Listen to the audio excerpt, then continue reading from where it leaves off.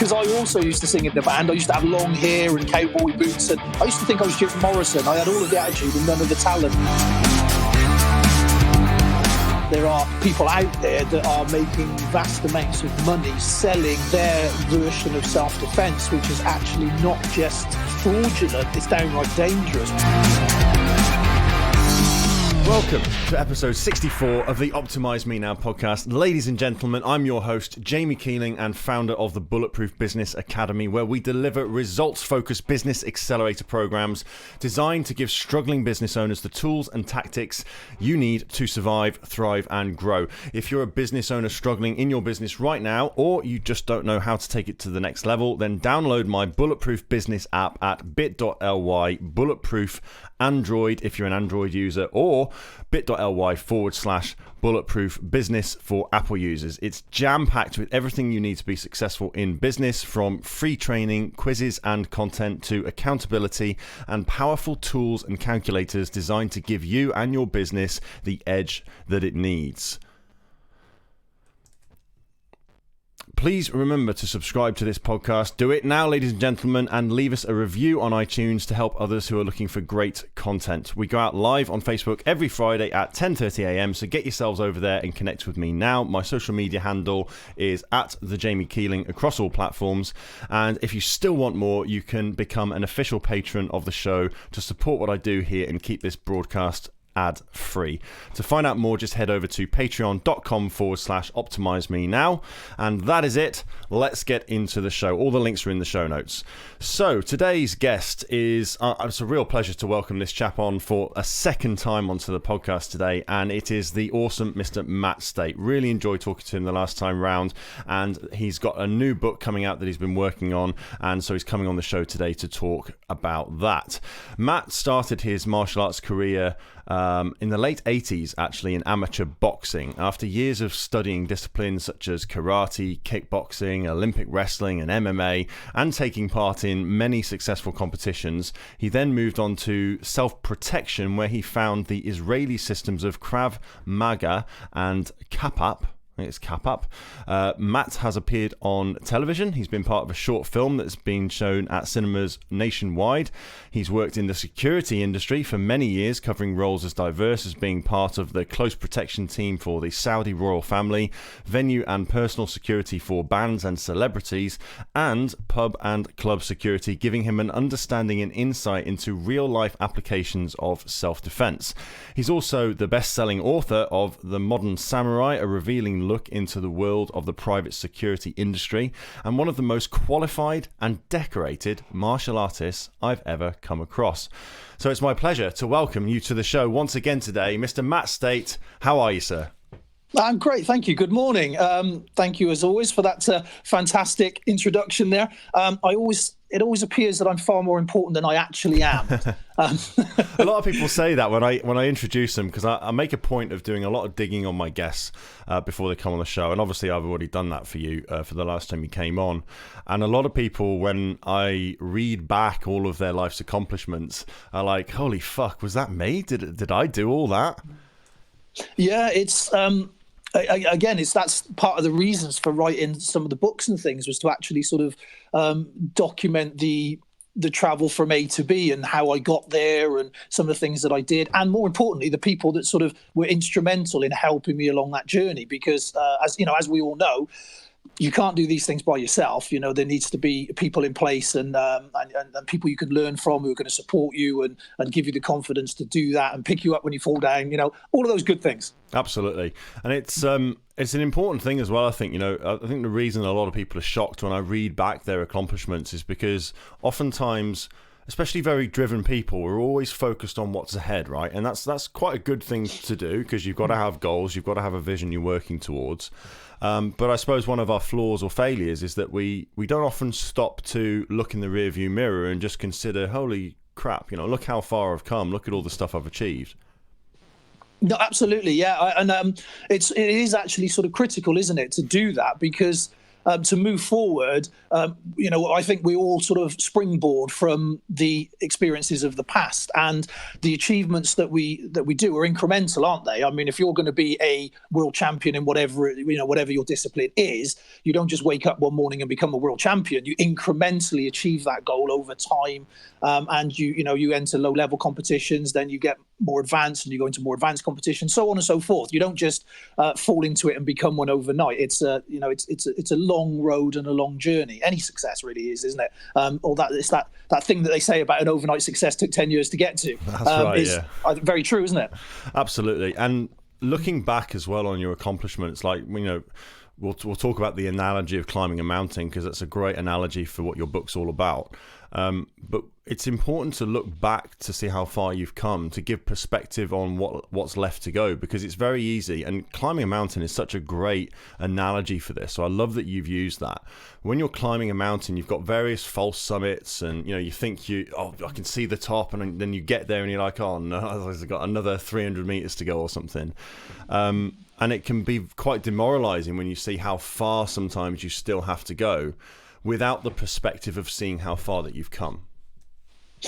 Definitely, yeah, definitely. And it was one of those things that was said to me a long time ago with regards to that analogy. Again, it's not mine. It was something that was explained to me by one of my old instructors, and it was referencing that there are many different ways up the mountain and many different ways to sort of get there, and different pathways. And just because somebody's pathway isn't the same as yours doesn't mean it's the wrong pathway. So it's what's right for the individual. But then he clarified that by saying that it was part of our responsibility to, reach back and help the people forward, because we couldn't go forward without other people reaching back to help us. And so it becomes this community thing. We're not standalone individual people that achieve on our own merits, which we do, but that's within, as I say, the help from other people. As an example, I would know absolutely nothing about martial arts if it wasn't for various instructors over the years that I owe a great deal to. I wouldn't know with regards to my writing and things like that without touching base with people that have written books, without touching base with publishers and authors and editors and people that helped me to actually make that vision a reality. And so it's really alluding to the fact that whatever it is we do, it is a journey, and you're right with those false vistas and seeing a summit and seeing how far away you think it is, but then as you look back, you realise that actually we have come an awfully long way, and that's you can always take solace in that, can't you? I mean, that's the thing. I'm not the person I was at 15. Funny enough, I was having this discussion just the other day with one of my students who's a really good guy, but he has a little bit of a problem with confidence sometimes. And we were talking about that, and I was saying that the 18-year-old me just probably would have laughed at you if you'd have spoken to him at that time and said your future self is gonna have some books out and do all those things. My 18-year-old self would have probably not believed you. Absolutely. And I remember looking back to where before I started martial arts, and I started very late compared to a lot of people. I was about 26 years old, and if you'd have said to me, even when I started then, that I would have achieved in 5 years the things that I've achieved just in martial arts, I really would have laughed at you, because it just then to me it sounded so completely ridiculous, and where I am now is so far removed. But you change so quickly, don't you? You say you're not the same person as you were when you were 18, and there's quite there's a few years between that. But even just like looking back a year, I'm completely different to the person I was a year ago. I'm completely different in so many ways to the person I was 6 months ago. And I think that's a really positive thing to be able to look back and say, is that, I'm still happy with who I am today, but I've grown over the last 6 months. I've grown over the last 12 months, the last 2 years, or whatever it is. And to be able to see that progress in yourself. But like you say, in the summary of the book, that help and support of the people around you. I know that for me, not just in martial arts, in business and every other aspect of my life, but in martial arts, I was blessed that when I started with the instructor that I did, he was amazing, and he still is a phenomenal instructor. But it was the other people in the class as well who I was training with. They were so just amazing at supporting. You know, they really took me in and showed me the ropes and gave me the feedback that I needed to progress and encouraged me to. If it wasn't for my colleagues, my training partners, I wouldn't have graded when I did. I wouldn't have gone to my first competition down in Cardiff and won my first 2 gold medals ever, and never having won anything in my life. You know, that support and that belief and encouragement from your peers, like you say, they're reaching down, they're higher up the mountain than you, they're reaching down and giving you that hand up and showing you the path that they took so that you can kind of work out the pitfalls and where's safe to go and what's going to help you grow the most. That's absolutely pivotal, and that's so essential, as well as having great instructors, right? Oh, totally. It's I mean, as you said there about we like to think we're different than the person we were a year ago. Absolutely. I mean, you sometimes meet people that you haven't seen for a number of years, and they're literally the same person they were then. They just lived the same year over and over. So although they're getting older, they're not actually growing or expanding, and that's something that obviously a lot of people try not to do. I mean, we actively try and grow and learn and be different and gain knowledge and experience and all those wonderful things. I mean, it's great when I look at your Facebook feed and I see those photos of you when you're in the band and things. Because I also used to sing in the band. I used to have long hair and cowboy boots, and I used to think I was Jim Morrison. I had all of the attitude and none of the talent. That's what I tell people. But it was a great time in my life, you know, and it was a really good learning curve and a great way to see through those years, if you will. So again, I don't dismiss any of it, and it was definitely part of my journey then. But that me in those days, I mean, I'm not sure I could do that now. I'd look a bit silly in cowboy boots and tight jeans, but nonetheless, we'll have to compare our past band wardrobes. I'm sure we've got some very interesting stuff. Yeah, they're up there on Facebook, the wonderful Facebook. There's so there's all that to it, absolutely. And I mean, I was lucky enough the other day. I went to a thing called the Young Esteem Summit, which was a day put on by a guy called Dale Hancock, who's an awesome guy. I don't know whether you've actually heard of him, if you haven't, I recommend you touching base with him. He's a really interesting guy, and he put on this thing called the Young Esteem Summit, which was basically trying to build confidence for young kids as they, you know, as they're going through life, and trying to give them a positive outlook on the world. And I was fortunate enough to go and speak on that, as were some other people, and it was just a really, really, really empowering day. And that's something now that I'm very aware of, is that when we're talking again about that journey up the mountain, it's really, really interesting, and I love doing it. So when I go out and give talks, and when I speak, and when I do, when I go to companies and speak, or schools and speak, and things like that, I find that's probably one of the most powerful things and the most beneficial for me as a human being, because we get paid in different ways, don't we? Sometimes you get paid in cash, sometimes you get paid in other things, and in those instances the reward for that is that knowing that if one of those people, if what I say resonates with one of those people, and they change their course of direction in life, or just achieve a little bit more, or whatever it is, then it's a job worth doing, and it's a very positive thing. And as I say, that the other day in front of all those kids, telling them about my backstory and all the gory details, but it was enough to tell them that, I had a difficult childhood, I left school with nothing, and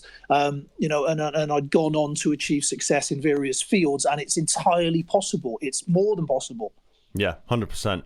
And lack of confidence, anxiety, depression, these seem to be things that are increasingly prevalent in society today, not just in the adult population, but in young people as well, particularly when we look at confidence. Martial arts is a great builder of confidence, I feel. My confidence levels, my self-esteem, just my confidence in myself, and being able to walk down the street without worrying too much about what other people are doing, or what they might be thinking, or what they might do, because I know more about myself, was a big part of what I got out of martial arts. And I think for you to be able to go into schools and be able to teach some of those philosophies, it really became a way of life for me. And I think if more young people could take on those philosophies and just practice them early on in life, if you can correct a course of a young person, this is why it's so exciting doing things like speaking in schools and colleges, because if you can correct their course by just half a degree now, just think of how much of a difference that's going to make in 10, 15 and 20 years. Absolutely, totally, 100% agree with you. There's two sort of points to that for me. One is that it doesn't actually have to be martial arts. Although I'm a huge advocate of martial arts, and it's given me everything good in my life. Whatever it is that somebody feels sort of drawn to, that just try and be the best that you can be at it. If you're a very successful violin player or a very successful climber or a cyclist, whatever it is that you're passionate about and you have a talent for, then that can give you those confidences, which then goes out into a wider world, doesn't it? I mean, that's the thing with martial arts, is you had those little victories, whether that be in competition or grading or mastering a physical technique, and that then bled out into the wider world. And it was like, well, if I can do that, what else can I do? And it became this open-ended thing that's still, the door on that is still open. What else can I do? What else can I achieve? What else can I learn? What else can be new in that? So that's the first part on that, definitely. But then I'm going to be a little controversial with this. But yes, please. I think the second part of this is the culture of we're all winners no matter where we came in the race. I think that is just so poisonous for life. And it's a lot of people may disagree with me, but I think that's a life lesson, that if we don't teach kids early, then they don't learn that until they're adults. But there's a consequence to learning it as an adult. Now, whether that's getting sacked, whether that's failed relationships, whether that's, whatever there is, but there's no safety net as an adult. You stand and fall on your own 2 feet. So the fact that, there's this culture now of everybody's a winner, I think that is quite a difficult thing, because it's not equipping the kids with life skills to actually achieve, because there has to be winners and losers. There is winners and losers. That's just a law of nature. You can't get around that. And so I think it's far better to teach them that and show them that failure can actually be the pathway to success. Again, it's that old adage, isn't it? Most people that have succeeded, they failed millions of times before they got there. Well, you just look at our journeys in martial arts, right? How did we get to the point where we've won competitions where you get punched and kicked in the face a few times?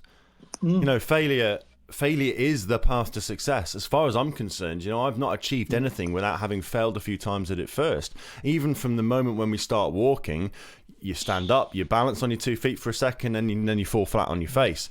And you've got to repeat that process again and again and again, and making incremental improvements and getting those small wins. And just because you failed overall, like if you manage to stand on those 2 feet for 2 seconds the first time, and then the second time it's 3 seconds, that's success.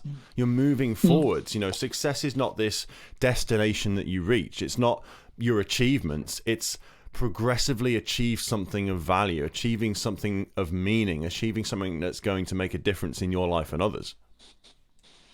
Yeah, totally. And again, a little point on that is, if the goals you set yourself have no chance of failure, then the goals aren't big enough. I think that's 100%. A straightforward one, isn't it? Yeah, and I think I totally agree with your point around this whole participation trophy mentality.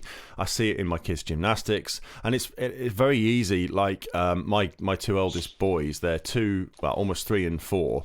And they race upstairs. When we go to bed at night, they race upstairs and they're like, I'm first. And then they're arguing, no, I'm first. And it's very tempting as a parent to just kind of appease and quell and say, oh, no, you're both first. You're both winners. But I always catch myself when I have a tendency to say something like that, because I know it's not healthy, and I know that that's not the way the world works. And so for me to teach my kids that they're always going to be winners, no matter who was there first and who was there last, it just isn't helpful in the long run. I can do that now, but the fact of the matter is that when they get out into the real world, they are going to lose at something, at many things. They're going to fall flat on the face. They're going to fail. And I would rather have them learn those lessons and build that resilience and build that toolbox to deal with those things now when I'm around to guide, to mentor, and to pick them up when they fall, than when they're in their 20s, 30s, and 40s, when I haven't got as much influence and they are more set in their ways and more developed. And it's harder then to turn that ship around. Totally, absolutely, yeah. And the word resilience is the word that sort of sprang to my mind, because there has to be failure in life, as you say, and there has to be an understanding that you will fail at things, and that understanding is then what leads to success in whatever it is you're trying to do. And I say that's where martial arts, if you like, is a great conduit for that, because it teaches you that exactly. that's one of the things that it's very, very strong on, is you have to fail to succeed. Well, you've got to be in the ring. You've got to be in the game, haven't you? Oh, absolutely. Yeah, absolutely. And, you know, whether it be mastering your techniques for the next belt, or winning a competition, or even just mastering yourself and, you know, dragging yourself to class on that cold wintry evening where it's raining and all you want to do is sit in front of the fire. You know, I mean, that's the goal. That's the magic. And that's the thing where quite often you'll have conversation with parents about, and they're like, oh, little Johnny's decided he doesn't want to do it anymore. It's like, little Johnny's 6. You can just sort of pick him up and take him. But more importantly, it's that conversation with little Johnny to explain to him that, yeah, sometimes in life we have to do things we don't want to do, not only for the wider community good and our own personal good, but because that's part of the responsibility of what we're trying to achieve. You don't become good at martial arts without regular practice. That's just a fact. And regular practice is where the gold is, and forcing yourself to do that then teaches so many other good skills, doesn't it? You know, whether that be self-discipline, awareness, you know, delayed gratification, the wonderful delayed gratification, you know, all these good things that you may not get these days in the way that some kids are now being brought up in the society that we're in, because all of those things seem to be a little frowned upon. We live in a now generation. If you want something, you can have it right now. It's that's a terrible life lesson to teach somebody, I think. And all that comes from, I think, the differences between our generation and the previous generation and the generation before that. You know, you look at the generation that my parents and my grandparents came from. You know, they didn't have a lot. There was a lot of scarcity. You know, there were world wars. It was a very, very different landscape. So you can understand why they think in the way that they do. They go like, well, we had nothing. You know, as my dad likes to say, they were bathed in the condensation that was dripping down the walls in this steel tub in front of the fire, you know. Yeah. I get that. And it's like they want to, when they have kids, you want to give them all the stuff that you never had. You want to make them feel like they're special and included, and, you know, show your love through not just giving your time, but giving them the things that you feel are going to enrich their lives. And it's very difficult sometimes to kind of pull back and hold back from that and give them what they need rather than what they want. And I think it's something that perhaps my generation and younger are going to be looking at and saying, well, I can see how we had everything and we had everything now, and actually it made us very spoiled as a generation, and that might not be the best way to raise our children. And so perhaps we'll see a swing in the other way for the coming generations. I think we're in dangerous territory, in the sense that it's very easy to turn into one of those sort of curmudgeonly older people that are like, oh, back in my day we had to walk 6 miles for a 10p bag of sweets, you know, that sort of thing. Because I don't think we're quite that bad yet. I think some of society's sort of things with regards to we're all winners, that kind of stuff, that needs to be managed. But we're in such a fantastic time at the moment. You know, the fact that we can talk like this, the fact that I can connect with people all around the world, the fact that I've got so much information at my fingertips. There's no excuse for not having knowledge these days, is there? Ignorance is a choice, isn't it, these days? Well, with Google and everything else we've got. Yeah, and we're so blessed in today's world to have access to all that information, to have access to be able to reach out and touch people, and to be in a position where I can literally talk live like this to people all across the world and connect with people. That is such a blessing. It's amazing that we have that. So I think it's best to try and challenge some of the the social norms now with regards to things like that, but also accept that the world is a completely different environment to when I was a teenager. I wouldn't have a clue how to be a 14-year-old in the modern age. I'd sink, you know. You definitely have to master TikTok, that's for sure. Funnily enough, I was looking at that yesterday. I saw a Gary Vee clip where he was saying that TikTok is a platform that you guys should be looking at. So I had a bit of a look at that yesterday, and crikey, yeah, that's all I can say. Spoiler alert, Matt Stait will soon be on TikTok singing and dancing, twerking. Yes, I think I shall. I think I shall be lip syncing to the classics. There's got to be an audience for that, surely. I'm sure you'll find one on there, mate, definitely. So let's talk a little bit about your book. It's called My Journey Up the Mountain, The Road to Black Belt. And before we hit record on the audio version of the podcast, I just read a little bit of the excerpt from the back. And I'd just like to do that again here for the audio listeners, just to give them a feel for what the book is about. And then we can go into a bit more detail. So this is from the back of Matt's new book, My Journey Up the Mountain. I have just woken up with last night's half-eaten cheese and ham baguette stuck to my face. Pushing myself up from the sofa, I am greeted with my training uniform being thrown at me. It's 5:45 a.m. Get up! Hungover and with a broken big toe, I will be expected to complete a 6-mile beach run in 15 minutes as part of my grading.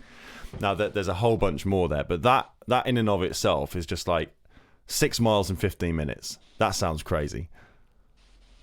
Yes, that's actually probably a grammatical error. The essence of that was in 15 minutes time I will be expected to run 6 miles, not I have to run 6 miles in 15 minutes. Unfortunately, that's just the way that reads to some people. It's quite interesting because it really highlights the differences in styles of reading communication when it comes to the written word, because some people see that as how it was meant, as in 15 minutes time. Other people see it as it has to be done in 15 minutes. So I was going to say, that's a bloody that in good, itself is quite interesting. That's a bloody good mile time, that is. Well, I mean, I'd need a push bike for that, wouldn't I? Or a motorbike. Yeah. So, but that's telling a story of one of the gradings that I did that was that was sort of mentally very, very challenging, which again ties back to what we were just talking about, the sort of pain that was swimming around through that and having to fight through that and just sort of get the job done was a very pivotal moment in my martial arts and life. But the understanding that you can psychologically, just batten down the hatches and deal with whatever it is you need to deal with to get it done. That's a hugely powerful moment in a person's life, however they get to that point, however they achieve that. So for me, it was a very critical swing point in my martial arts career. It really does highlight the importance of resilience, and doing stuff like that is great for building that resilience. And resilience is such an important thing in the world today. To achieve anything, like I said before, you've got to be prepared to fail and fail and fail in order to get to your success, whatever that is for you. And it's different for everybody. But having resilience is absolutely key to being able to fail, fall down, and actually pick yourself back up again and say, do you know what? Fuck it. I'm just going to go again. I'm just going to go again. I'm just going to go again. Just believing enough in yourself and in the cause, whatever it is you're trying to achieve, that you just get your head down. You just get in the zone and you just get it done. I mean, martial arts, I've definitely experienced that through martial arts, through actually climbing mountains again. We've been on some mammoth hikes where we've done 5 summits over 3,000 foot in a day. And it's amazing how when you think you've given it all, when you think you've got nothing left to give, but you've still got another 3 kilometers hike back to the car, like you're getting back to the car. Do you know what I mean? Like you just find another gear. And David Goggins talks about this as well. He talks about when you feel like you've got nothing left, you're only at 40%, so get your fucking head down and crack on. And I think we allow our minds to take us out of the game too early, too easily these days. Yeah, oh, absolutely, yeah. And with regards to the mountain climbing, in all fairness, you've got to keep up with Kevin, so no wonder you've got to put best foot forward. I tell you, mate, that is one hell of a job. Well, to be fair, he's a tall guy with a long stride, isn't he? And super fit as well. So, keeping up with him's a challenge. Ex-airborne forces as well. The guy is an absolute fucking machine. I've got so much respect for that dude. You know, he's he's a fantastic guy, lovely guy. Yeah, I mean, obviously, we both know Kevin, and yeah, he's a genuinely good guy, which is I'm not going to say a rare thing because there's plenty of good guys out there, but he really is a good guy. So with that, I mean, one of the things that was interesting about that particular story was the fact that I mentioned that I talk about the Zen state or meditative state, or however you want to sort of put that in your own vernacular. It was one of those moments where I'd been forced to do, if you like, various types of meditation before that with the training, sort of sitting in Cesar and doing a forced group kind of thing. But I must say I'd never really felt it or or believed in it, for want of a better word. But during that run, there was something very, very strange going on in my head, where I literally zoned out the rest of the world, apart from this very severe throbbing in my foot and the pain from my toe every time it landed. And it became this very rhythmic, almost pulse that went through my entire body. And I zoned into that to the point where everything else just disappeared. And it was really weird. And that again, that was a really sort of really important moment in my life, because it everything else just disappeared. And there's very few times in life when that actually happens, especially naturally. And was that the first time you'd experienced something like that? Sorry, you went just a little bit there. Could you repeat the question? Yeah, was that the first time you'd experienced that kind of feeling, that kind of just getting into the zone and just everything, almost like time stops, isn't it? Yeah, for me, yes. I mean, there are times when I've been settled. There's times when I've been connected to what I'm doing. There's been times where I've been focused on what I'm doing. None of those things were the same as that particular point in time, because it was a complete disconnect, if you like, from everything else. And it was you just honed in on one or two very, very specific senses, and that was for the duration. And again, I talk about it when I'm writing it in the book, and I talk about everything sort of just swimming back into focus when I actually finished the run. It was like that. It was almost like the world disappeared and then it sort of came back. It was quite a strange, almost out of body experience. And that's something, again, that I suppose you can just drive yourself mad trying to reach that again, can't you? If you're inclined to. But I tend to think that was a moment in time that you can try and get back to, but I suppose it takes very severe adversity or very severe sort of mental effort to achieve that again. Yeah, I mean, it's this whole flow state idea is something I've studied quite extensively. The first time I remember experiencing anything like that was with the band. When I was... Sorry, I've got phones going off left, right and centre here, which is extremely frustrating.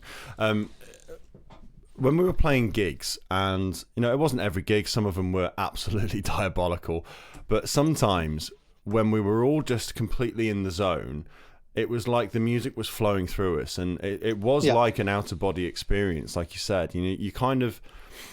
You're there and you're aware of everything you're doing and everything that's going on, but it's almost like you're not actually doing it, and you're certainly you're not thinking about it. It's just kind of happening. It's like this channeling of energy going through you, and that sounds really woo-woo and all spiritual and all this kind of stuff, but it's a very real phenomena. And it's something that the Genome Project, the Genome Flow Project, study extensively. If anyone wants to look into their research, it's really, really interesting. But definitely experienced it again in martial arts. And I tended to experience it mostly when I was sparring, mostly when I was fighting in competitions. And they were my best fights, 100%, because it was almost like, and again, this sounds crazy, but this is how it felt to me. It's almost like I knew what was coming from my opponent before it was coming, and I knew what I was going to do before I did it, or wasn't even thinking. It was just kind of, it was almost like a dance, I guess. You've got this choreographed to and fro, but it's completely spontaneous. It's a very strange feeling. Oh no, totally. Yeah, I mean the Japanese terminology for that is mushin, isn't it? No mind, and it is a recognized thing where you almost. It's almost like your body is just doing its own thing. It's just taking over by itself. And I would say now for me that I find that in writing, it's the first book. The first book was really interesting in the sense that there were times when it just almost fell out of me. It just sort of blurted out. It wasn't conscious. And it needed to sort of get down on the page, which is kind of strange. But then, with the second book, again, there were times when it was like that, but because I had a time scale, I'd force myself into 2,000 words a day. That was that was what I'd set myself. That was my challenge. That was my goal, and everything stopped. well, I did that. And what was interesting about that was that on the days where that was kind of difficult, as in, I wasn't really, I was struggling to put the words down. I had the ideas, but I was struggling to format them on the paper. Then the more that I forced myself to sit in that context, the easier that flow became, which is, again, a really interesting sort of metaphor for whatever it is in life, really, isn't it? The more that I forced myself to do it, the easier it became to fall into that sort of mindset. And I got to be honest, I really enjoy writing. I mean, some people claim that it's a hardship and a difficult thing, but I absolutely love doing it, and it's something that I find very challenging and it really sort of expansive for my own mind. It keeps me fresh. It keeps me thinking. I'm having to look at ways to describe things, and I keep thinking one day I'm going to write one of those. One of those Mills and Boons type of things, just because I think the exercise of finding 600 words for the word penis would be a great exercise. What a fabulous example. all the words you could have picked there in the English language, you chose penis. I absolutely love it. Yeah, there's probably some Freudian explanation for that, but we won't go into that. So what was the inspiration for this book, for this? It's essentially your story, isn't it? That journey that you went through. What inspired you to write it? Well, the same as the first one, really. It was a case of it wanted to come out. And that sounds very sort of egotistical, and I suppose it is a little bit. We're all, we all have a little bit of ego, and we're all a little bit ego-driven. Of course we are. It just wanted to come out. It was one of those. There's as you sort of get older, you sort of reflect back a little more, don't you, sometimes? Yeah. And when you're sort of, especially if you're like I am, I teach and I instruct and I train people, and that's something that I find a lot of value in and I really, really enjoy doing. But while I'm doing that, quite often I will look back on parts of my journey that were interesting or made a big difference, or I did wrong, or I did right, and things like that. And so it was a case really of documenting that as well. So there's a number of different reasons why I did it, plus just the fact that I enjoy doing it. That was, again, one of the things. But every time I sort of think of something, I'll write that down. It'd be great. There's that part of a story, because they essentially are. They're all just sort of short memories that have, that are standalone kind of things. Yeah. So it's not like a timeline, as in at 12 I did this, 14 I did this, 15 I did this. It's not like that. It's just a bunch of sort of pivotal moments and interesting sort of vinaigrettes with regards to what I've been doing. So it's not a timeline situation. But then what happens then is I wander off, and then all of a sudden something else will come into my mind, another sort of interesting sort of story, and there's so much more within that I could expand out on, and hopefully will. But the main thing was obviously writing the first one, because it was a new thing. I had no idea how that was going to be taken, how people was going to react to it. There's always that thought: is everyone going to think it's rubbish? Is it just going to get sort of poo-pooed? And when that was taken very positively, that was obviously then an impetus to say, well, actually, I enjoy doing it. I'm learning from it. The second book, this one, My Journey, is a much better project than the last one. Not because of the content. The content, I believe they're both my history and my story, so that's good. But the editing is better, the formatting is better. It's just a better quality product, the second book. It's you learn your lessons as you go, don't you? And so the first one, I learned a heck of a lot about all that side of things. And what's interesting now, I'm 2 books in, and I'm getting people coming to me quite regularly who want to publish, and they're asking me as if I'm some kind of authority on the subject now, which is really interesting, because again, just being 5 minutes ahead of somebody else, again, we're back onto that journey. We're back into reaching back and helping other people and so on and so forth. So it's all intertwined, I think. Yeah, and you don't have to be a million miles ahead in order to provide that mentoring, that help if people need advice. Like you say, if you are just 5 feet or 5 minutes ahead, then you can still, you've still got a little bit more experience. You've still got things that you can teach and that you can help with. Yeah, totally, and that's what's interesting about it, is that I was reaching out to people. I still reach out to people, of course, and if I don't know something, I try and find people that do, and then I try and learn from them. I mean, that's a well-recognized way of doing things. And as I said, what's interesting is I now have people coming up to me as if I have some authority on it, and they're asking me with regards to sort of publishing and how Amazon works and all the rest of it. And really that is interesting because as I said, I'm literally 5 minutes ahead of them. Yeah, sure. And we were talking a little bit before we started the show about you releasing this book on Audible and how the previous book was read by somebody else, so it wasn't read by you, right? And That's right, yeah. You very kindly offered me the job of reading this book for you, which is, of course, I accept. What are the challenges around recording an audio book like that?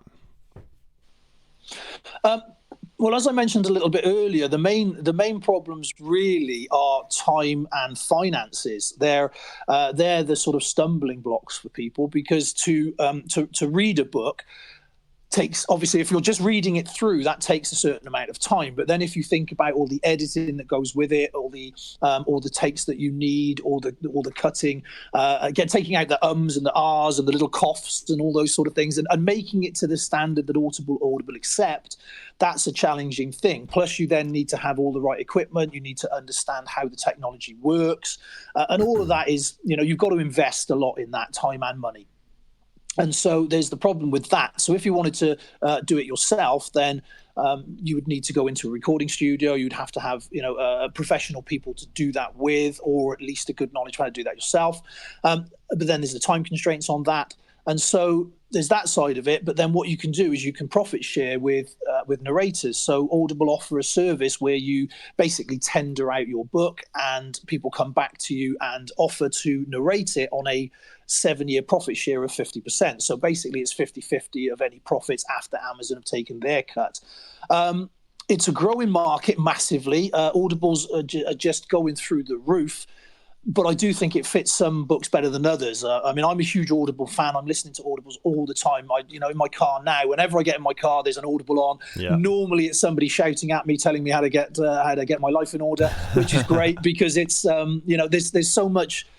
There's so much information, as I mentioned earlier. There's so many great people out there that have done, really good books, really knowledgeable books that are really worthwhile sitting down and listening to. That I find very, very beneficial. But I also think that sometimes there's a lot to be said for having a physical book in your hand, sitting down, shutting out the world and just absorbing the story and just letting yourself, go with that. I know we're all really busy people, and I know we don't really have that much time anymore. But again, if we talk back to when you were in your band and I used to sing in my band and all the rest of it, you go back to a time where an album, remember those big black circular things? Yeah, you may be too young for those. No, I remember them, mate. Well, there was a time when listening to one of those was an event, and you would literally switch the world off for 45 minutes while you put that album on and you put your headphones on and you just listened to it. And that was back when listening to an album was a thing, right? Not just picking up songs from here and there, but you would... Yeah. Albums were crafted in a way where they were meant to be listened to as an album. Yes, they were a story in themselves. That's right. Absolutely, yes. And so the same really with certain books. I mean, there are books that are absolutely great on an Audible platform and a fantastic way to learn and to multitask and to use your time sensibly and all the rest of it. But I do think there is a value in just sitting down and reading a physical book. And not enough of us do that in the world now. They reckon it's something like 5% of the population now read. Wow. That as a number is utterly baffling. I mean, that's madness. It is, yeah. But then you also tie that into the fact that, okay, well, if I'm writing a book, firstly, my target demographic is 5% of the population, and then I've actually got to narrow that down to the niches that are going to be interested in what I'm writing and what I've got to say, and so the numbers get less and less. So when you're looking at that as a platform now, Audible is very much the way forward, and it really is a platform that's getting bigger and bigger and gaining momentum daily. And if for anybody that's listening that isn't on Audible, I do recommend it. It's a great resource. Oh, it's phenomenal. Yeah, I mean, I don't know where I'd be without it. It's so great, especially because I do a lot of driving in what I do, I can't exactly sit in my car. Don't own a Tesla just yet, so I can't sit in my car and be reading a physical book. But I agree, it's nice. It's a different experience, isn't it? Because when you can feel the pages and smell the paper, and you can take your time in creating those scenes and images and the things that are being described in your own mind, it's very different. And I always like, if there's a book that I listen to on Audible that I'm like, wow, that was just phenomenal, then I'll buy the hard copy. I'll buy the physical copy. Absolutely, yes. Because, you know, at the end of the day, if all the electricity gets turned off, the grids go down, or whatever, you know, you've got a power cut, you can read a physical book. You can't listen to Audible. So for me, the real classics, the ones that I've found really valuable, I own them in hard copies as well. The other point I'd like to make as well is just coming back to kind of the way things have changed now. And you're talking there about how there's so much information out there, and ignorance is a choice in this day and age, which is so true. But it's also a problem because there's so much content. You can't possibly listen, watch, read it all. Because, for example, if you do the maths right, I read about 50 books a year. That's a lot of books, and it's a lot more than most. Even still, if I live to 100 years old and I'm reading 50 books a year consistently, that's only 3,500 books. Now, go onto Amazon and search just one category, like business. Hundreds of thousands of books on business. So you've got to be very careful, and I think you've got to really respect your time and appreciate that, yeah, you've got a lot of time left, and you've got this opportunity to consume a lot of content, but in the grand scheme of things, you can never get through it all. So we've got to be really guarded about what we read, what we watch, what podcasts we listen to.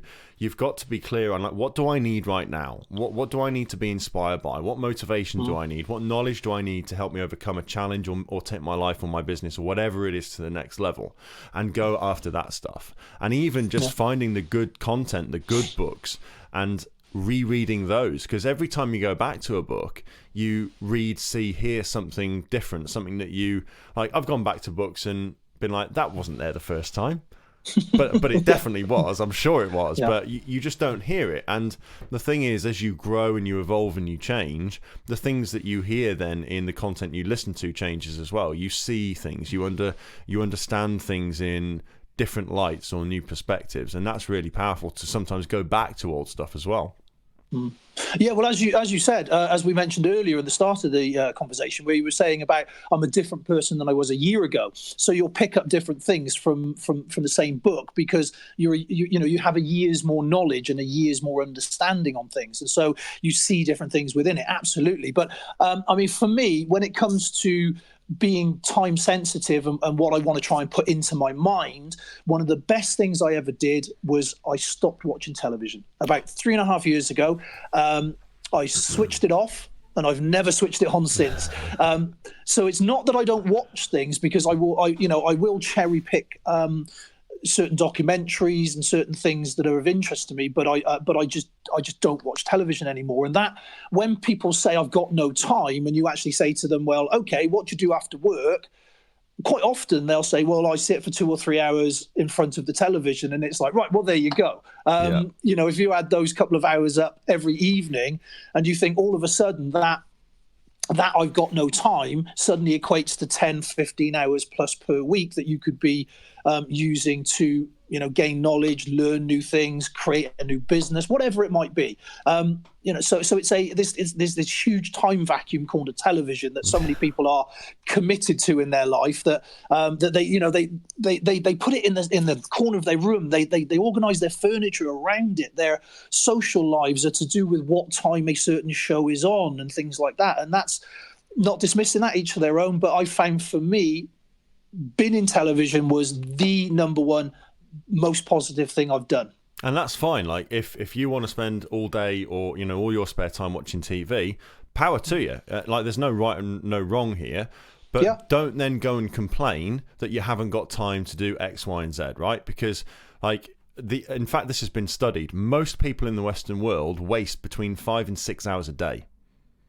That's an awful lot of time. That's a shitload of time. You think about how much that adds up to over the course of a week, a month, a year. Like, just think what you could achieve. Now, if you don't want to achieve stuff and you're happy just kind of plodding on doing what you do, that's fine. That's cool. Like, not everybody is driven. Not everybody wants to build big businesses or become a world champion or whatever it might be. That's fine. But there's nothing more annoying than people who complain about their life, complain about where they are or where they're at with things, but then waste all of that time and don't seem to be prepared to actually do anything about it.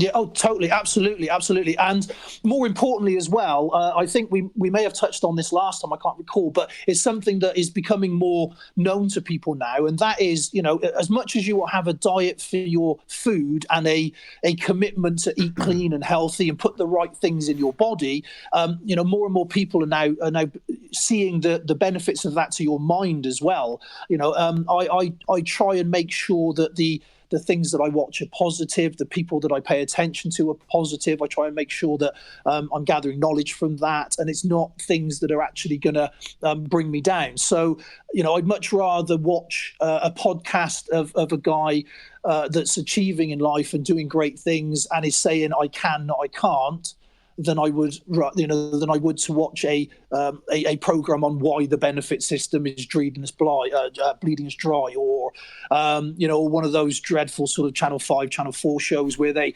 try to set us all against one another in some form or another. That's all just so counterproductive. So I think one of the main things is when you're cherry picking what information you're going to take in with regards to your own personal time constraints, then I think the idea of that is find the people that sort of resonate with you and the messages that are valuable to you. So, things like certain podcasts I follow, yours included, certain YouTube channels I'll pay attention to because it's the information that I personally want. Certain things that I'll read and so on and so forth, and certain groups that I want to be around because that's the kind of attitude that and consistency that I want for myself. I don't want to be surrounded by people that, that say you can't do something, or even worse, moan about something and then never do anything to change that situation, because that just sucks up so much energy, and life's too short, isn't it? 100%. And one of the things you hear talked about a lot in the personal development world is that you become the sum of the 5 people, 11 people, or whatever that number is that you spend the most time with. And what you don't hear, though, is how that applies to the content you consume. Because when you're watching people on TV or on YouTube or podcasts or whatever it is, you're effectively spending time with that person. You're spending time with those influences. And if that time is, you're spending 2 or 3 hours a day watching blood, gore, and terrorism and fear and scarcity and all this crap that we get fed through the news, through the radio and various different TV programs, that again is going to affect who you become as a person. It's going to affect your outlook on your life. It's going to affect your outlook on the world. And that can have a really devastating negative effect on you and those around you if you're not careful. And it's as important to curate the media that you're consuming as well as it is to curate the physical people that you're spending time with in life. Yeah, absolutely, totally. Yeah, again, it goes back to that time management, doesn't it? Whatever information you're sort of gathering, and you want to make the best use of your time with that, and surrounding yourself by the right people, and listening to the right things and watching the right things is so instrumental to anything. Again, it's one of those where when I'm talking, or when I'm giving whether it be where I'm talking to businesses on regards of things like how to help their employees work with risk and building strategies so that they can fail safely, that sort of thing, or whether I'm talking to family groups or kids or schools where I'm talking about positive role models and leaders, and the fact that I didn't have that in my life originally. I lost my father to suicide, as you know, and again, it was the martial arts that gave me those positive role models and things, and that's then moved through to this now, where when I'm sourcing information, I look at the people that have achieved the things that I want to achieve, or are trying to achieve the things that I want to achieve, and they're the people that I try and gravitate to now. Yeah, and especially in this day and age, we have to be extremely careful of false prophets, because it's very easy for, you look at Facebook and LinkedIn and all of this social media, it's very easy to show a really impressive show reel to, that facade, that surface level stuff.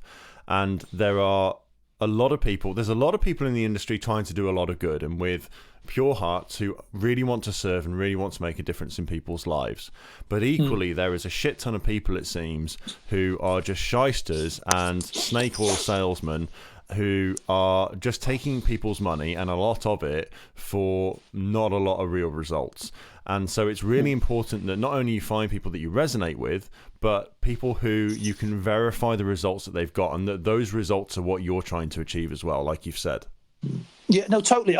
Again, without it's so hard, isn't it, sometimes to try and not be sort of controversial, but sometimes these things just naturally come along. And that's a very prime example. I mean, you look at sort of the life coaching arena now, you look at the positive thinking kind of people, and there is a whole raft of people now where it's become this sort of almost like a religion, where a lot of desperate people who, for whatever reason, they're struggling, they're just seeking answers and trying to find a way to solve the problem. And I've actually been to a couple of these type of things where you're talking to the group at large, and you're looking at some of these people and talking to some of these people, and you're like, that person is there because they're in pain, whatever that is, whether that be that they can't afford to live a comfortable lifestyle, or whether that be that they failed in their goals in life, and or whether that be that their relationships have broken down, what have you. But there's a lot of people out there that are desperately trying to find answers and being taken advantage of by some people within this kind of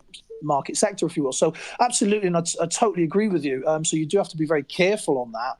But then on the other end of the coin, I do think that there's a lot of really good people out there offering really good advice, and people that have been through it. I mean, this is, again, it's an interesting point, because I'm not going to name names, because I don't necessarily want to start a Facebook war, because it's pointless and it serves no purpose. But quite a while ago, I don't know whether you know, I've me and a co-founder have set up an organization called Team Fight Back, where we aim to help ex-service people with mental health problems, PTSD, all that sort of thing. Yeah, we talked about it last time on the show. That's right. Yeah. So, but when I first started doing that, I actually had one or two martial arts instructors pop up and be quite negative and say, well, what is somebody who's had previous issues themselves, what are they doing now, claiming to be an expert and helping people? And I didn't respond to that. I let that go, because, well, I'm old now, and I don't need the grief. The 20 years ago me would have probably gone round and knocked on his door for a conversation, but that's another, that's something else again. But basically, my response to that is well, I've lived it. I've been through it. For those people that are in a really dark place and are having really dark thoughts, I've been there. I've literally, I've got the T-shirt. I've sat there. I've sat in my bed, just so physically and mentally exhausted that I can't get out, and I can't see any point in getting out either. So for that, it's a very simple explanation. It's like, I've been there, I know what it's like, and I understand the steps that were needed to get past that and through that. Yeah. As I said, I was diagnosed with PTSD as a teenager, as a young man. But I have never, ever taken antidepressants. Martial arts training was my antidepressant. That's what got me through, and joining the right people and stuff. So, so there are people that have very valid life experience and very valid lessons that you can learn from. But yeah, the 17-year-old life coach that lives at home with their mum, perhaps you should have. Oh, that's the classic. That's the classic. How the fuck can you coach me on my life at 17, man? You haven't even lived. Yeah. Well, having said that, they've got skills that we don't possess in some areas. So, I mean, we mentioned TikTok earlier on. If I wanted to understand TikTok fully, I wouldn't be asking a 45-year-old. I would be finding a 16-year-old. Oh, 100%. Yeah, totally. Yeah. So there are definitely things that we can learn from them. Absolutely. So I'm not dismissing them like that. And there are some, I'm sure, incredibly successful 17-year-olds out there that are, great at business, that have done some amazing things. And so it's not dismissing across the board, but absolutely right. When you've got a young guy that sort of lives at home and has never actually had a full-time job or any commitment to anything, that is trying to give people advice on life, that's a little bit different. It is, and it's those people, they do have skills, like you say. You know, a 17-year-old life coach could work with 14 and 15-year-olds and help them figure out the steps they need to take to figure out what they're going to do when they leave school, whether or not they're going to go to college and do X, Y, and Z. You know, they can definitely help people. But for an example, for a 20-year-old life coach or relationship coach to come to me, a 33-year-old with 6 children, you know, all the life experience, and try and counsel me on a relationship breakdown with one of my kids, for example.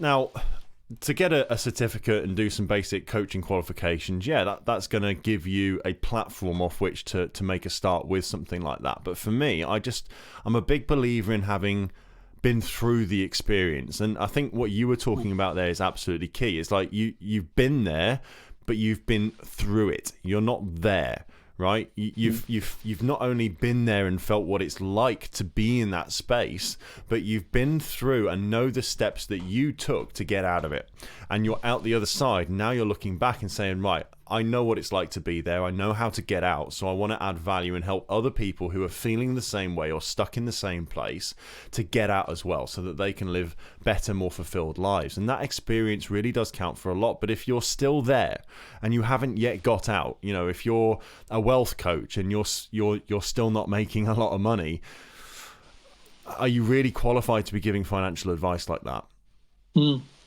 Yeah, well, there's I suppose there's different areas, isn't there? It's with different skill sets. So, I mean, as an example, I wouldn't pretend to give business advice to anybody, because I don't consider myself an expert in that by any stretch, not even a little bit. In fact, I'm like as far from that as you can imagine, because again, coming out of school with very little qualifications, going through young adult life without having any help with anything like that, and again, when we talk about the educational system, we can start looking at the things that they do learn and the things that they should learn. And handling money and being good with money is definitely one of those things that should be taught, you know, to kids. And that was something that I was never taught, because that just it wasn't on my radar, because I didn't have those positive role models to help me with that. And so I wouldn't say I can be any use to anybody in that sort of situation. However, if we're talking about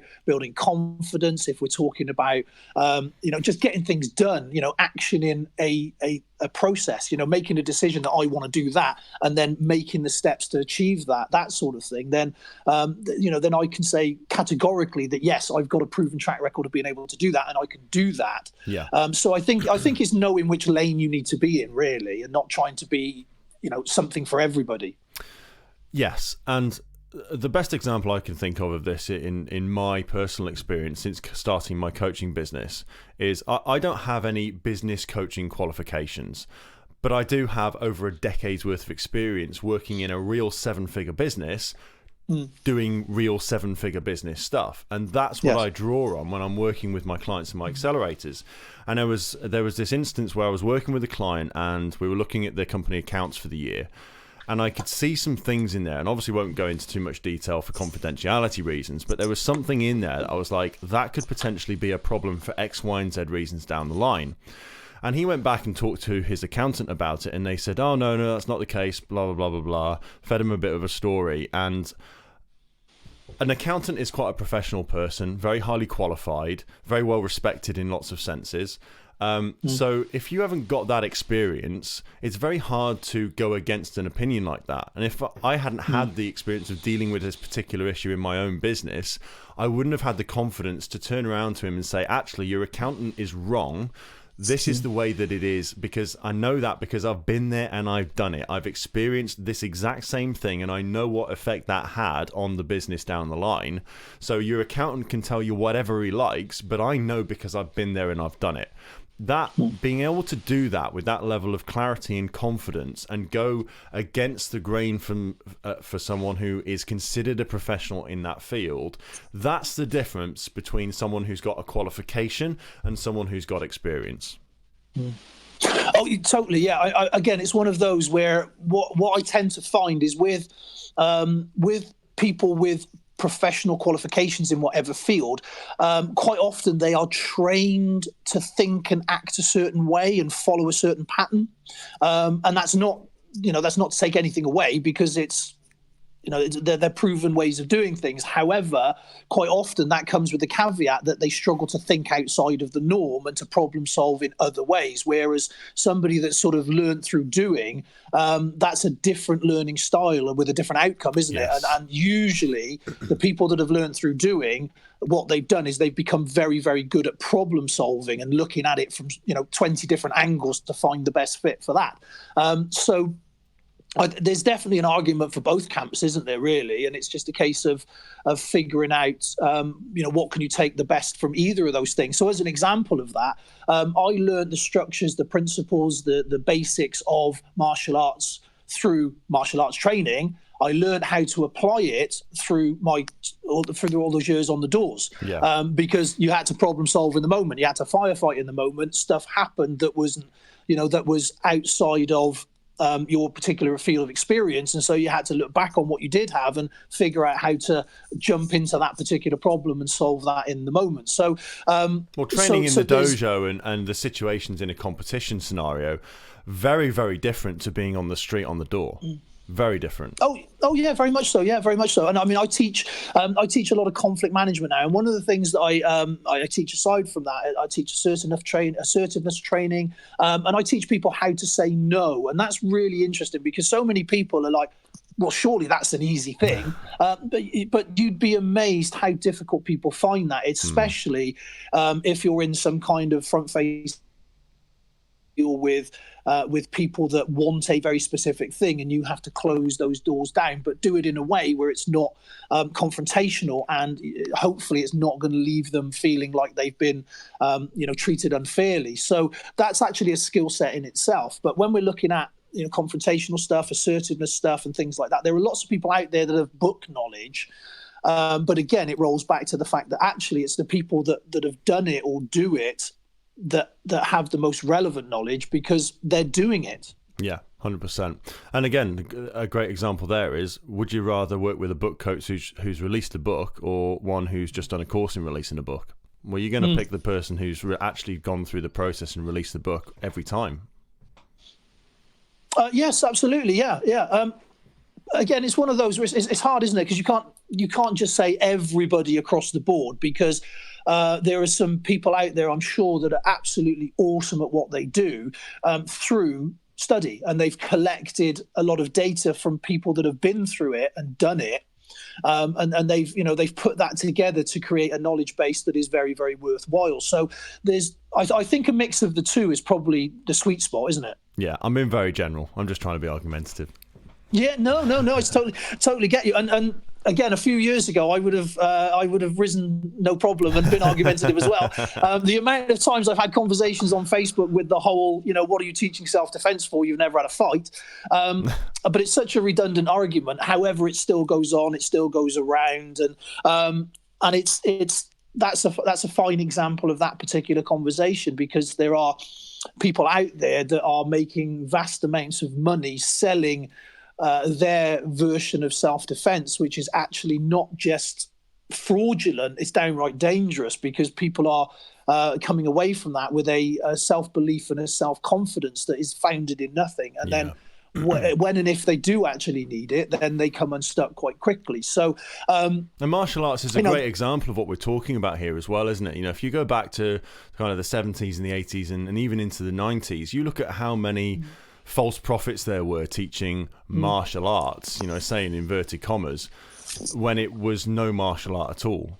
And it was a big problem back then, wasn't it, where people were teaching stuff that just didn't make any sense. And of course, like you say, then people have this confidence, this inflated opinion of what they're capable of, when really it's built on zero foundations at all. And if they did, because of that overconfidence, then get themselves into a situation that they thought they could handle, they're going to come unstuck very dangerously, very quickly. Oh yeah, totally. It's again, as I say, it's one of those ones where it's a never-ending conversation, and there'll always be people batting the ball back and forwards on that. Yeah.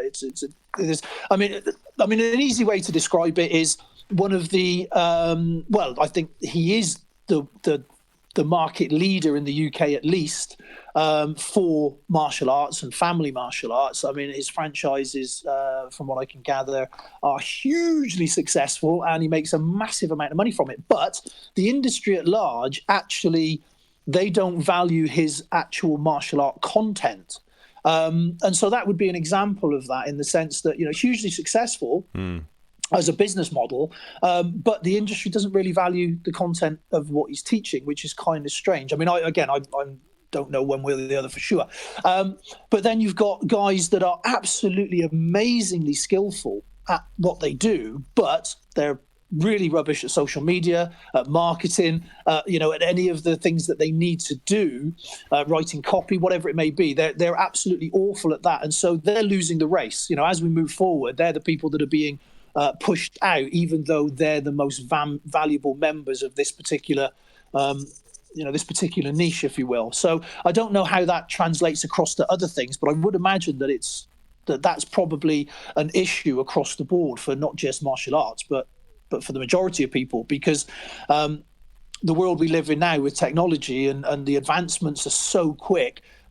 People my age and even your age, to be fair, we're struggling to keep up, because we're always chasing that curve, aren't we? Yeah, and things are just progressing so quickly. That's the thing, isn't it? Even I remember when I was a kid, I was probably 15, 16 before I had any real regular, consistent internet access. Whereas my 2-year-old can use a smartphone. It's absolutely mad when you think about it. The world is a very different place to what it used to be. But like you say, you could be and this is a problem that I come across a lot with my business coaching clients, is oftentimes they're really, really good at what they do, and that's why they started their business, is because they're like, well, I know I can do this better than anybody else, and not happy with the way that their current employer was doing it or whatever. So like, right, I'm going to get it on my own. Great at doing the trade, whatever it is that they're trained at, but when it comes to the skills of business, they end up losing the race and can oftentimes fall down quite severely, just because they haven't got the skills when it comes to marketing, to selling themselves. They can deliver all day long to a really high standard, but if no one knows that you're there and no one knows how good you are, you're just not going to get the business. No, of course, that's right. Yeah, and it's that front face now, isn't it, that sells a lot of things, to be honest with you. It's the first thing that we will do, let's be honest, if somebody says this person is good for that, or this person is such and such, the very first thing we do, almost without exception, is reach for our phone and Google them. Yeah. It's just such a standard thing now, isn't it? That's how we find out about things and people. And so having the ability to present on those platforms, in the correct manner is vitally important now. The days of a flyer in the shop window are gone, aren't they? Yeah. But then the problem is having to actually back that up, isn't it? Because if you do have a fantastic front face, but then there's nothing behind that of substance, then you may have an initial wave, but that's quite quickly going to sort of die off, isn't it? Because you can't carry it. Yeah, and that's the problem. That's the frustration, I guess, for everybody in whatever industry we're talking about, is seeing people who are very good at marketing, very good at sales, overtaking everybody else and appearing to do really, really well, when actually what the stuff that they're providing, the services or the products or whatever it is, aren't actually up to scratch. But then you've got these other people, these other businesses who've got a great product, they've got a great service, and they care, but they just haven't got the marketing power or the budget or whatever it is to get themselves out there, and so they end up falling by the wayside. And of course then everybody in that industry suffers, because they're not getting the best of the best.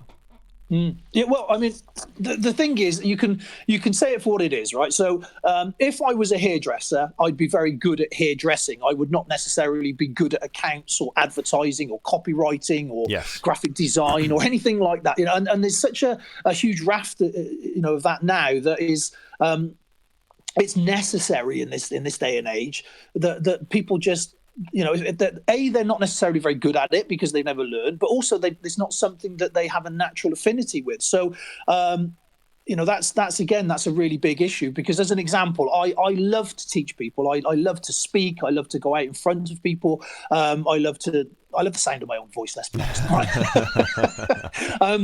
But I think I have a story to share, and I think I have knowledge that I can pass on, and I'm passionate about that. Okay. and that's, that's me. What I'm not passionate about is being a manager and managing people and that sort of side of things. I did work as a manager for a number of years for a security firm, and I owe them a great debt, because that again was a huge learning curve for me, and it was a step up from where I was into a fresh role where I had to learn a whole new raft of skills, and I had to push myself intellectually in all sorts of different ways. And so I'm hugely thankful to them for that. However, I quickly realized that that management itself and people managing is not something that is something that I have a affinity with. If I'm forced to do it, I can sort of do it at a level, but I'm not gifted in that way. And I think that's one of the problems is we try and sit too many hats at the same time. Yeah. We all, at the moment, we're trying to wear 10 different hats when really only one or two are suited to us. Well, that's the life of a small business owner, isn't it? When you start up on your own, you've not only got to deliver your product to your service, you've got to evolve it, develop it, you've got to do the marketing, the sales, the accounts, and everything that goes along with running a business. And as I say, that's often that overwhelm of all this extra stuff. I love delivering my service. I love making and selling my products, but at the end of the day, it's all the other stuff that gets people down and overwhelms them and can put them in a bad place.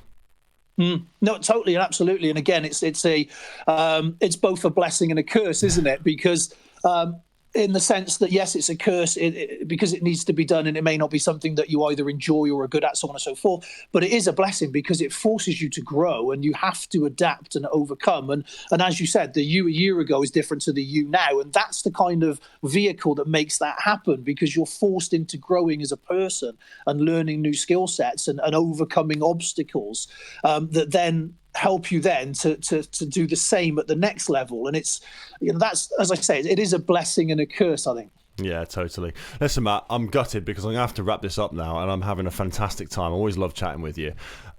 Just tell people, like, your new book, who's it for? Who should be picking this up and reading it? Well, I would say it's for anybody that, if you want to, if you're interested in a story of somebody overcoming some obstacles, it's great. If you're interested in martial arts, I'd say it's great for you. If you're interested in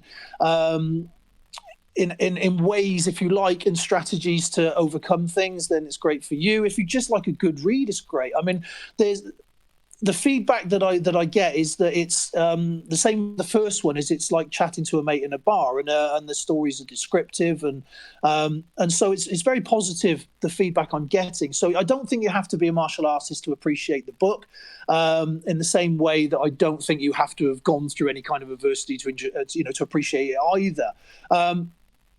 I think there's something. I would say that, though, wouldn't I? That there's something in it for everyone. Of course, I would. I'm not, but I do think that it's a celebration of somebody's experiences. I think it's a positive thing. As I mentioned, I'm bound to say that there's something in it for everyone. That's part of my job. But on a serious note, I do think it's just a story of humanity, if you like, and I do think it can resonate with a lot of people. It's not just for martial artists. So yeah, I mean, I would say to people, give it a go.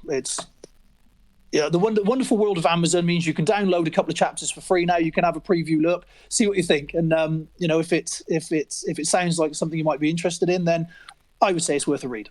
Why wouldn't you? If it's free to download a few chapters and just get your head stuck into it, then crack on and get it done, right? Absolutely, yes. So it's available on Amazon now? Yes, yeah. It's easily available through Amazon, and also, I mean, if you contact me direct, I can get your signed copy. So whatever you prefer, really. Great stuff. I'll put a link to the book from Amazon on the show notes as well, so if people are interested, just go and click on there. And it's not on Audible yet then, because we've talked about the ins and outs of actually getting the audio done. Is there a plan to get that done at some point in the near future? Yes, that's on my to-do list and something that I need to sort of get on with. I'm trying to figure out best way of sort of doing that as to whether I should narrate that or source that out. So that's really the sticking point on that, because I can't quite decide yet. Well, I'm sure I speak for all of your fans when I say we would love to hear your book on Audible read in your own voice, sir. Well, thank you for that. Cool. Well, listen, thank you so much for your time today, Matt. It's always a pleasure to talk to you, mate. We must get another one of these in the diary for a few months' time because it's always a good laugh. And apologies for having to cut it short today. I've got quite a busy day ahead of me. But yeah, have a fantastic day. Have a fantastic weekend. Excuse me. And I'll speak to you soon, buddy. Oh, it's been a pleasure as always, my friend. Yeah, love it. So have a great day. Cheers, buddy. Take care now. Bye-bye. Bye-bye.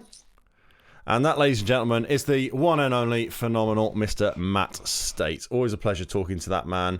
And he's always got some really, really cool insights and some really cool stuff to share. So go and check out his book. And if you're not sure whether or not it's for you, I think you get a feel from listening to Matt on the show how he's got a lot of insights from the things he's been through in his life and working on the doors and, things like doing protection for the Saudi royal family and all that kind of crazy stuff. The guy's done some interesting stuff. And, whether you're a martial artist or not, I think it's going to be a great personal development book to show you how you can live a great life, achieve your goals, exercise discipline, get your mindset on point, and hey, I bet it's going to be entertaining because he's a very entertaining guy, and the stories that he tells and listening to the things he's been through in his life, as well as drawing out the lessons from those, is got to be a valuable thing, right? So that is that. So go and have a look. Obviously, the link for that book is going to be in the show notes. So just go and click on the link to get your copy. If you do want a signed copy off Matt,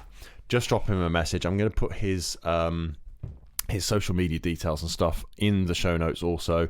So if you want to pop him an email or pop him a message on Facebook, then you'll be able to do so as well. So the book is called My Journey Up the Mountain, The Road to Black Belt, and obviously the author is Matt Stait. So that is that. For today, let's just have a look. So don't forget to, if you love the show today, please do get onto iTunes or Stitcher or wherever you're listening to this and subscribe. And if you loved it, please leave us a review. It's really, really helpful for other people who come across the show and are trying to decide whether it's something that is worth listening to or not, as I'm sure you'll agree it is, because we have some fantastic guests on here. And don't forget to go and get yourself, if you're a business owner or thinking about becoming a business owner and you want some world-class support, then don't forget to go and download the my Bulletproof Business app. You can just go to the App Store or Play Store and type in Bulletproof Business, and you're looking for a black square with rounded corners, a bullet hole in the middle, and a big fuck off B. So if you see that, click on that, get that downloaded. It is completely free, and I've decided that the first 1,000 people that come into the app as beta testers, because it is still quite new and we're working right now on some really, really cool features that are going to be released over the next couple of months, I'm going to give you full unrestricted access to all of those features as they come live. So all I'm asking for in return for that is that you help me test them and let me know what works, what doesn't work so well. But it's going to give you a plethora of tools for your toolbox so that you can get the most out of your business and get it as successful as it can possibly be as quickly as possible. So go and get that downloaded, the Bulletproof Business app, and get stuck in. If you want to support the show, you can do so on Patreon. Just go to patreon.com/optimizemenow. And now I need to tell you about the next guest I have coming up on the show. So next week I have... Oh, ladies and gentlemen, you're going to love this one. It's Mr. Adam Bates. If you've not heard of Adam Bates, this guy looks absolutely fantastic naked. He's got a really cool story. I first met Adam when he was speaking at the Evolve Network. I think it was in Manchester, the one that I usually go to. And he told this story of kind of what he'd been through in his life. And I mean, the guy's a phenom when it comes to personal training, health and fitness, and helping people to build outstanding bodies. The work he's done with people like Andy Harrington and others is just it's absolutely phenomenal. The physical transformation is like the before and after photos. They absolutely blow your mind. If I wanted to get ripped, Adam is definitely the guy I would be working with. Even though I'm a qualified personal trainer myself, the results he gets, they speak for themselves. So don't miss Adam coming on the show next week. That's going to be on Friday the 6th of September at 10:30, and I'm super excited to welcome him on and have a chat, and so he can tell his story, and we can talk a bit about his principles and philosophies around health and fitness, weightlifting and bodybuilding and muscle building and all that kind of stuff as well. So don't forget to tune in next week for that, live on Facebook. Obviously that'll be out in due course on iTunes as well. And until next time, ladies and gentlemen, stay optimized.